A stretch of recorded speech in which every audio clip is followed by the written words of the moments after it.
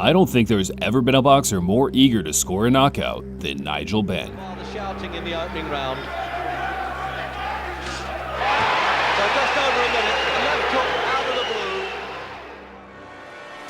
blue. Welcome back to Quick Hits here on BLTV Extra. On this series, we take a break from our longer, edit-heavy videos to briefly recap a fighter's career of note. Now you might start believing in the Dark Destroyer. Start believing I'm number one, second to no one.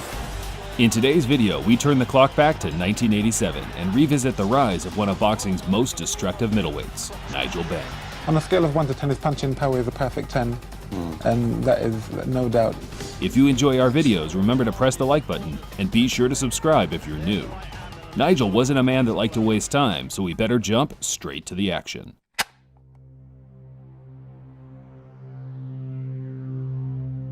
Nigel Benn was born and raised in Ilford, London during the sweet prime of the swinging 60s, quite possibly the most laid-back decade in recent human history. Yet, his parents were said to have been stern and raised their children all the same. By early teenhood, Benn had been arrested for multiple misdemeanors and quickly embarked on a military career to set his priorities straight. He served 4.5 years for the 1st Battalion of the Royal Regiment of Fusiliers. He traveled the world fighting wars, embraced strict discipline, and most importantly, learned how to box. Benn campaigned at welterweight during this time and defeated every opponent he faced on the amateur circuit. So dominant, in fact, he even fought men at the heavyweight limit. Once Benn left the army, he signed a multiple-fight deal with the UK's leading promoter in Frank Warren. Benn promised violence from the get-go and embarked on a new journey under the alias the Dark Destroyer.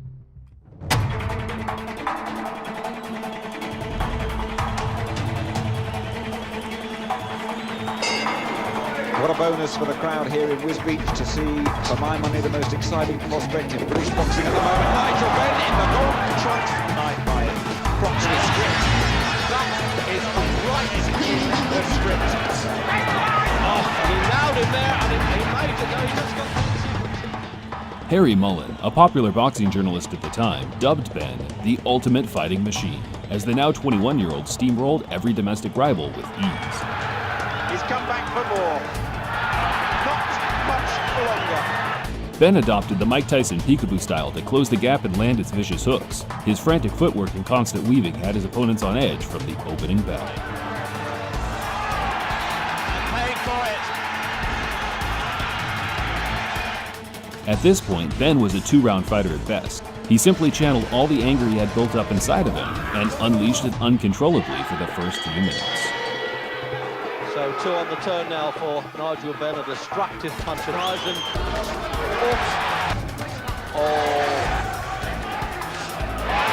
So just over a minute, a left hook out of the blue. No one was able to withstand his rage. I can become world champion because I'm dedicated, I'm very hungry, and I think, I've got the will to win. I don't want to be second to nobody. I personally do hate him, I hate him, I hate him. In Benn's first 22 fights, he knocked out each and every one of his opponents. The most feared man in British boxing was the word on the street. Who would be brave enough to enter the ring with him?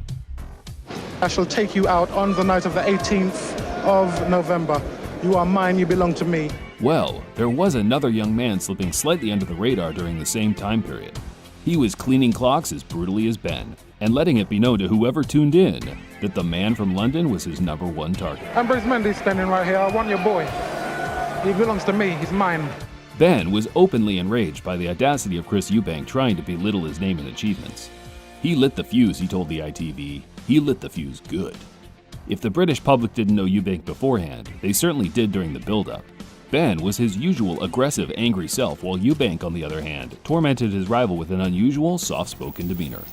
I have to say there seems an element of genuine hate between these two, Ambrose. For sure. I have nothing to say to Nigel. I find the man intolerable in that he's so wild. I have no time for such people. He has no class as far as I see it. After a frantic weigh-in, which saw Benn cut 6 pounds in 6 hours, the fight was finally on. Let's see, Willis, there's great expectations here, there really is. Benn entered the ring a heavy favorite. He was the WBO world champion and coming off a first-round KO with a much more accomplished Iran the Blade Barkley. EUBANK appeared calm and ready, but this was a big step up for him. He's such an unusual man, this Chris EUBANK, he really is. Oh, he's coming outside on.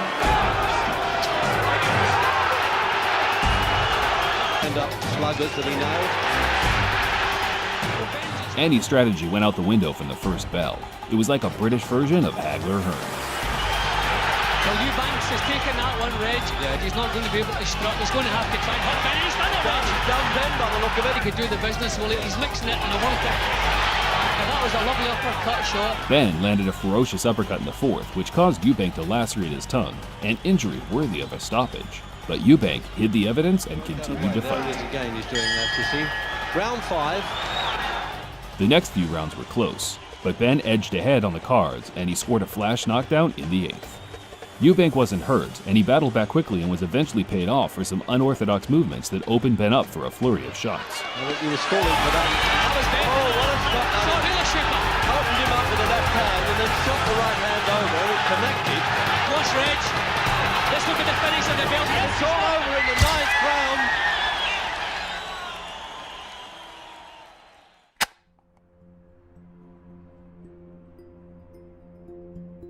Three months later, Ben was back doing what he does best, scoring knockouts and reclimbing the world rankings. Big right hand, left hook right hand. Come and fight me. Give the public what they want to see. Not all these John Jarvis who's had 7 fights in 7 years. Fight someone like me who's been fighting all the time and who wants to have a fight with you. He rematched EUBANK some years down the line, this time earning a draw in what has to be said was an all-time classic.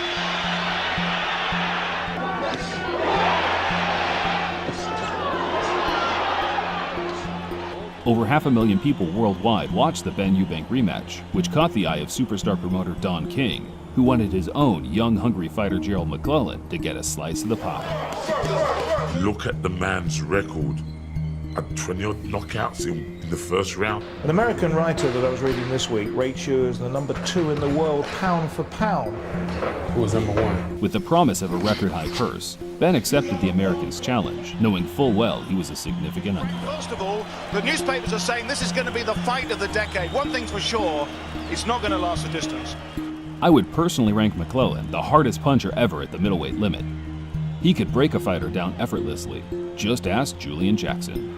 Can McClellan finish him off? He's down again. McClellan himself predicted, "I can't see anything less than a vicious knockout," and after just 35 seconds, he pulverized Ben out of the ring. McClellan looking for him straight away, Reg. Right from the opening bell, he's looking for the finisher.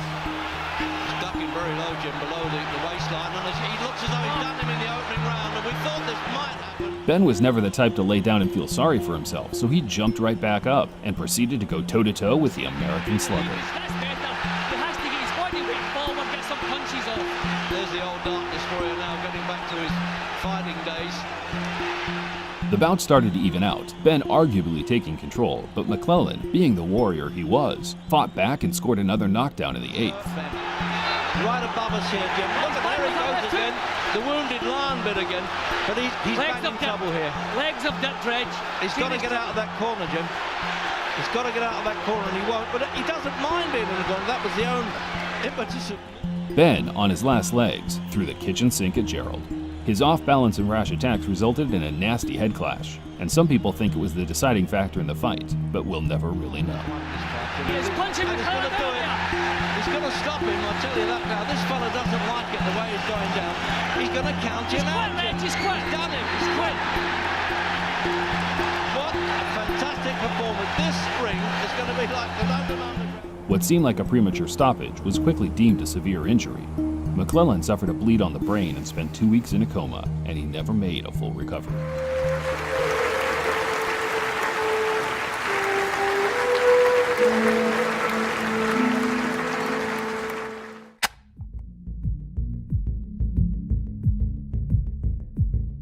McClellan was one of my all-time favorite fighters, and it's hard to edit back the footage, but in doing so, it gave me an elevated level of respect for Nigel's performance overall.